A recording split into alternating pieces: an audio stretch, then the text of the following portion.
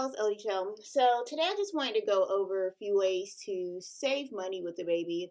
As you probably know, I just had a baby 6 months ago. So I just wanted to give you all a few tips on how we save money. The first thing that we do, we use reusable diapers or cloth diapers.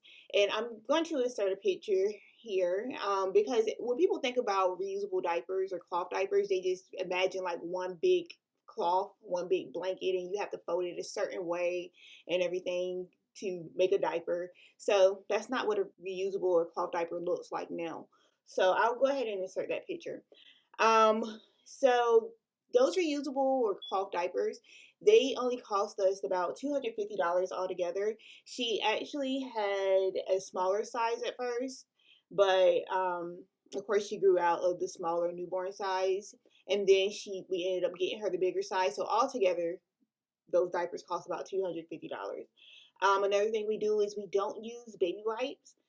Um, we use cloth, just washcloths with hot water on it, and we just clean her that way when we change her diapers. So that also saves us money. Another thing is we do not use daycare. We never planned on using daycare at any point because daycare could be pretty expensive, especially for an infant. So we were working opposite shifts initially, and whenever the other person got home from work, then the other person will go to work, and of course the person that's home would just have to take care of the baby. So that's what our plan was initially, but life don't never really work out as planned. So we ended up just my husband is a stay-at-home dad, and I am the worker of the family. So yeah, daycare, not having daycare, that is a little is cheaper. Another thing is we opt out of health insurance through my job. So the health insurance at my job, it would have cost about $450 a month to provide health insurance for my daughter. What we ended up doing is the Obamacare or the marketplace health insurance, and that ended up being, I want to say it's about $300 a month for our daughter.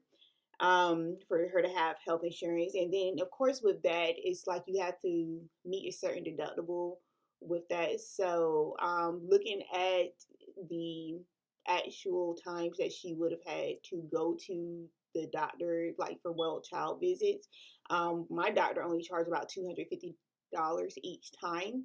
I think she would have only had to go 3 times within the period before she's 1 year old.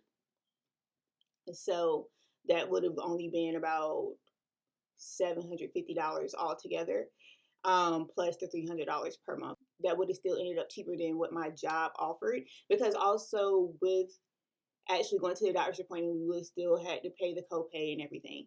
So that's why we decided to go with using marketplace health insurance instead. Another tip is breastfeeding. So I actually didn't breastfeed for long, because I was just, getting adjusted to being a parent, and plus my daughter never latched, so I would have to be pumping at the same time as actually holding her and feeding her my breast milk from last time I pumped in a bottle, and it was just a lot to get adjusted to. So I only breastfed for about 3 weeks. But now it turns out my daughter is actually allergic to a protein in cow's milk. So she can't drink regular formula, so she has to get the hypoallergenic formula, and that's costing us about $200 per month. So yes, if I would have continued to breastfeed, then of course I would be saving money that way, saving more money. So another thing is secondhand items. So I see now that people are so generous when it comes to having a baby. So we got so many things when we had our daughter. Like my neighbor, she actually gave us like a little rocker. She gave us a pack and play. She gave us a little thing for my daughter to sit in. She gave us plenty of clothes. My coworker gave us plenty of clothes. My husband's cousin, he gave us this swing set, or this little, the little swing that babies swing in. So we got so many things. So that helped us save a lot of money because we didn't have to go out and purchase it ourselves. Another thing with the secondhand items is once upon a child. So we ended up getting a lot of clothes, but it was just certain things that she didn't have that she needed. So we ended up going to Once Upon a Child, which is like a Plato's Closet for children.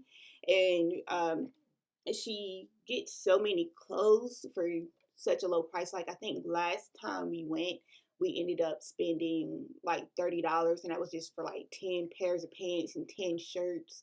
So it's really not expensive to shop there. Of course, you just want to wash the clothes before you put them on your child. But yeah, so that helps us save a lot of money as well, because babies grow out of clothes fast, and you don't want to have to keep spending so much money on